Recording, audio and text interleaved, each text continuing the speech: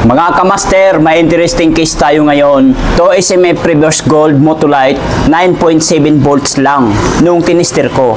Discharge na discharge. Pero sabi ng may-ari, gusto pa daw ipa-warranty kahit di makita ang resibo.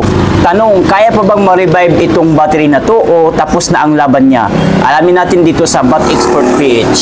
Bago ko siya i-charge, mga kamaster, tinister ko muna gamit ang tester. At ayun nga, 9.7 volts lang ang reading. Discharge na discharge talaga. Halos borderline dead cell na.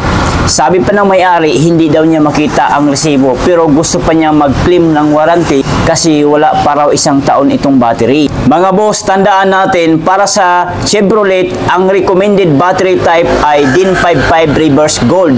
Hindi to SMF Reverse Gold. Magkaiba kasi ang design ng mga yan, pati terminal layout, size at internal fleet structure. Kaya kapag maling type ang ikinabit, kahit brand new pa o kilalang brand gaya ng Motolite, madali siyang mag-discharge at bumigay ng maaga. Habang sina-charge natin itong 2 SMF, makikita nyo, unti-unti siya nag-recover. Ayan po, pansinin natin. Naka-charge yan sa ating battery charger. Pero tandaan, hindi ibig sabihin na tumaas ang voltage o kinaagad ang battery. Minsan, nagpo-full charge sa reading pero bagsak pa rin ang actual capacity. Kaya importante ang real test, hindi lang basta tingin sa volts. So mamaya after charging, i-check natin ito gamit ang battery analyzer. I-check natin yung kanyang CCE kung mataas pa ba o mababa na. So ito mga kamaster, atin na itong aalamin kung ito nga ba ay napo-full charge na. So, ayan, naka-charge pa po yan hanggang ngayon, ayan.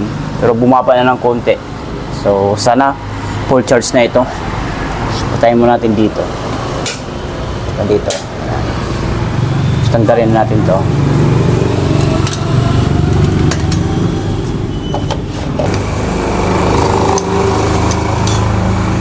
So, tester natin gamit itong ating battery tester or battery analyzer. I-check lang natin yung kanyang tinatawag na CCE, yung cranking. Negative at positive. So, ayan. So, as you can see, kamaster, kung makikita, mapapansin natin, 13.4 ang reading sa voltage ng battery nito. So, silipin natin ang CCE. So, masyadong mataas yung 75.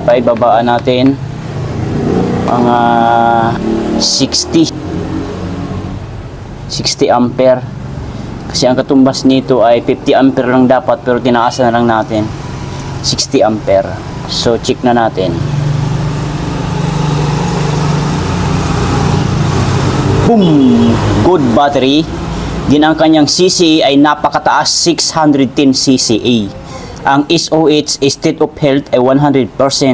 SOC, state of charge, 98%. R resistance, 4.91. Mababa, so nagpapahiwati na good battery talaga yan. Din ang kanyang battery light indicator ay green na green.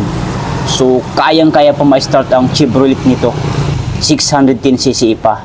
So na-discharge lang pala ang battery net. So ayan, kita nyo na po, mabuti na lang na good battery ito ulit at mataas pa ang CCE. So atin ikabit dun sa sasakyan ni sir. Sa case na to, malinaw na mali ang battery type para sa sasakyan. Kaya kahit reverse gold pa, hindi tatagal dahil hindi ito design para sa load system ng Chevrolet. Ayan po ang sasakyan ni sir, iniwan po ayan kasi di mapaandar niya, nagdi-discharge niya itong battery. Kaya mga kamaster, kung Chevrolet ang gamit mo, siguraduhin DIN 55 reverse gold ang ikakabit mo. Mas mahal ng konti, pero ilan ang pagitan? Ang 2SM reverse gold ay 7.3, ang special type na DIN 55 reverse ay 8,450. So nagre-range lang sila ng 1,150 lamang ang lamang na special type na DIN 55 reverse. Mas mahal ng konti, pero yun talaga ang tamang specs, matibay at swak sa requirement ng kotse mo.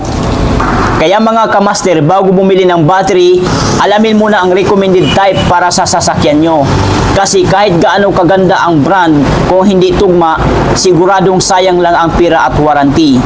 Kung gusto nyo pa ng real test, battery reviews at charging tips, don't forget to like, subscribe at i-click ang bell icon para updated sa mga susunod na uploads.